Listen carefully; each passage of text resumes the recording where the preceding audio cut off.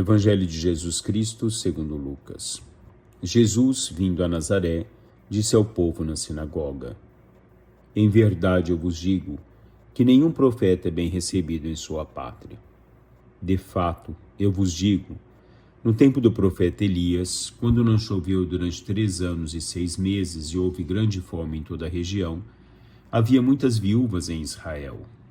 No entanto, a nenhuma delas foi enviado Elias, senão a uma viúva que vivia em Sarepta, na Sidônia. E no tempo do profeta Eliseu, havia muitos leprosos em Israel. Contanto, nenhum deles foi curado, mas sim Naamã, o sírio. Quando ouviram estas palavras de Jesus, todos na sinagoga ficaram furiosos. Levantaram-se e o expulsaram da cidade. Levaram-no até o alto do monte, sobre o qual a cidade estava construída, com a intenção de lançá-lo no precipício.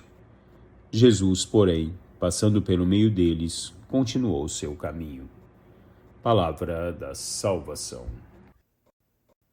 Meus irmãos e minhas irmãs, um bom dia a todos, 24 de março. Hoje o Evangelho nos traz um conceito de fé, um questionamento de fé. Homens que eram incapazes de acolher a palavra de Deus. Como nos diz o Evangelho de São Lucas, quem me rejeita, rejeita também aquele que me enviou.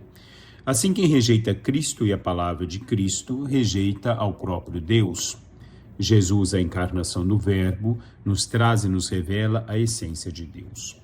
Hoje os fariseus, os mestres, os doutores da lei mostram toda a sua repulsa com relação a Jesus. Jesus que mostra a eles que a salvação veio ao povo de Israel, eles foram incapazes de acolhê-la, foram incapazes de vivenciar esse contexto de fé no envio do Filho de Deus. Em diversos momentos na Escritura que os homens foram incapazes de perceber o quanto Deus lhes falava, o quanto Deus lhes mostrava, o quanto ao povo judeu a dificuldade de acolher aquilo que Deus lhes mostrava, aquilo que Deus mostrava no caminhar da vida. Papa Pio XI diz que a realidade mais doce e consoladora para o homem que o pensamento que Cristo reina sobre nós, não só por direito de natureza, senão ademais por direito de conquista, isto é, o direito de redenção. Papa Pio XI vem nos falar que ele tem o direito de natureza por ser filho de Deus, mas sobretudo o direito de redenção. Acolher a palavra de Deus nos vá também não só pelo contexto da natureza, por ser filho de Deus, mas daquilo que é a presença da redenção através de Jesus Cristo. Ouvir a palavra de Deus, acolher a palavra de Cristo, é buscarmos a cada dia um caminhar de conversão, um caminhar de vida. Cremos plenamente que em Jesus Cristo nós temos essa essência do Pai. Deus falou pelos profetas, mas no final dos tempos ele falou pelo seu Filho unigênito.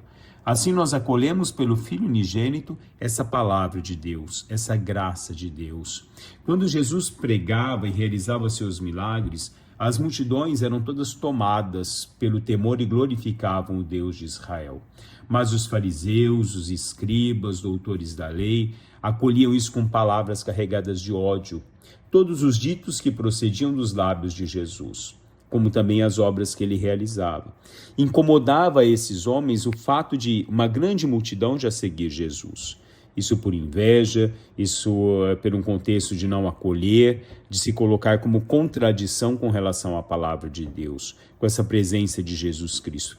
Crer plenamente através da fé que Jesus é a presença do Filho de Deus, que Jesus é aquele que através dos milagres realiza as obras que provém do próprio Deus. A dificuldade de um coração endurecido, de um coração que buscava somente benefícios próprios e não buscava um contexto onde Deus nos dava o seu plano, a realização do seu plano de salvação a toda a humanidade. Não querer acolher, não sair muitas vezes do seu parâmetro de vida, do seu olhar de vida, para acolher a forma com que Deus vai nos falando, para acolher como Deus vai nos mostrando no transcorrer da nossa vida.